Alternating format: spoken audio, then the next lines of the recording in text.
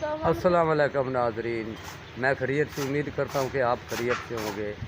किसी हाल चाल है जैसे ठीक है, खुशबाश हो और इंशाअल्लाह ताला अल्लाह तुहानू खुश ही रखे। उम्मीद है कि खुश हो गए।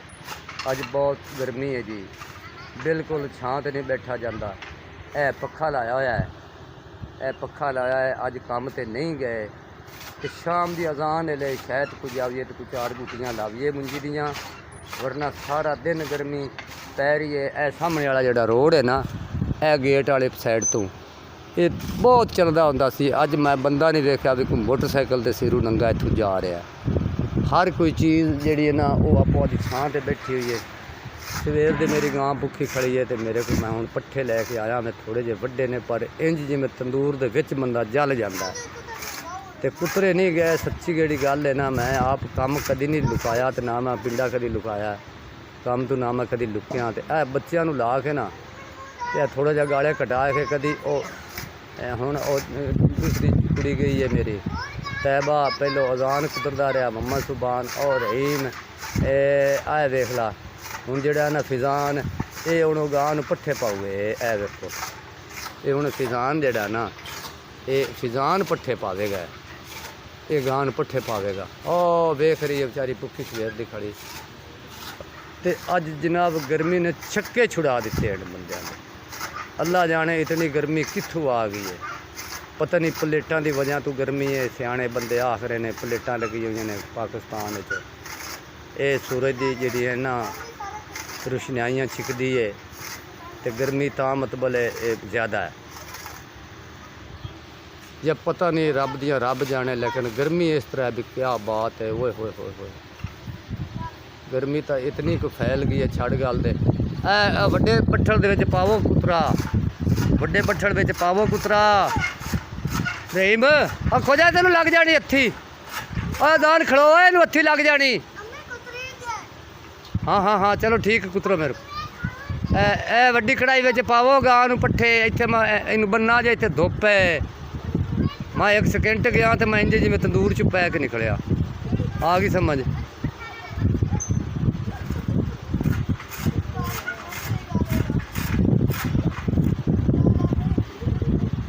तू रही मैं तू ले जाता तो नहीं चुकया जाता बट्ठल। हट जा यार ना उन्हें मजाक कर। तू उन्हें मजाक करना तो उरा आ जाता है।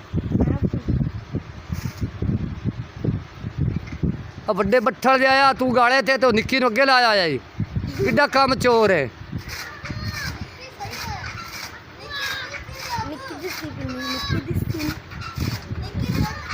जा ला के आ बट्ठल लवा के आ उन्हें।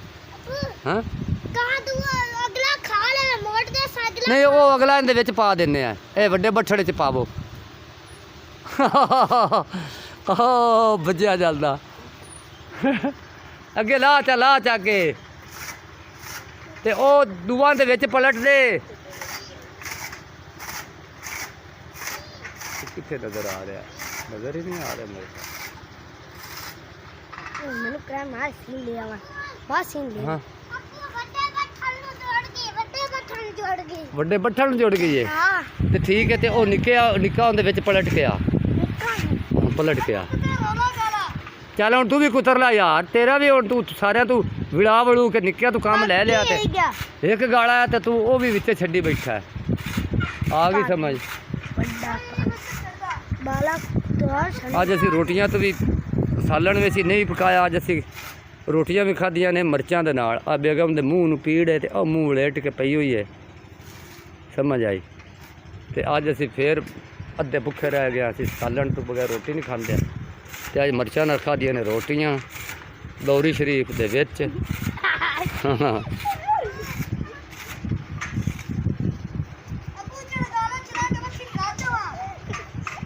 हाँ हाँ अस्सलाम वालेकुम नाज़रीन, मैं जी आया मौजे। ए जी बख्ता कैसा खूबसूरत लग रहा, क्या बात है। पहला इंदियां कैसी हैं। आ आ आ आ आ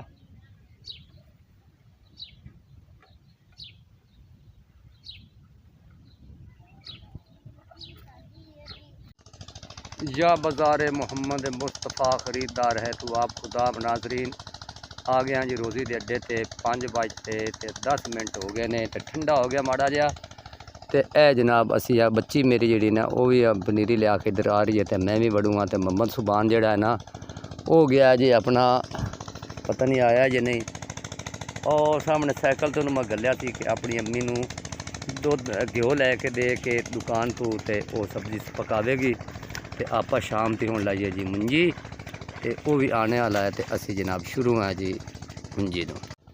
नाजरीन प्यारे दोस्तों नहा के आया ए 2-3 गुट्टियां मैं लाइया ने तो मेरी तो जान निकलन लग पई तो बच्चों ने भी आख्या भी एक बार नहाओ बाकी चीड़े होकर लाते पे ने गुट्टियां ने वंड के लाइया ने भी अबू असी आ ला के चलिया मैं चलो ठीक है मेरा पुत्र इवें कर लो तो तकरीबन 6:15 हो गए ने तो फिर भी गर्मी कहती है मैं अज ही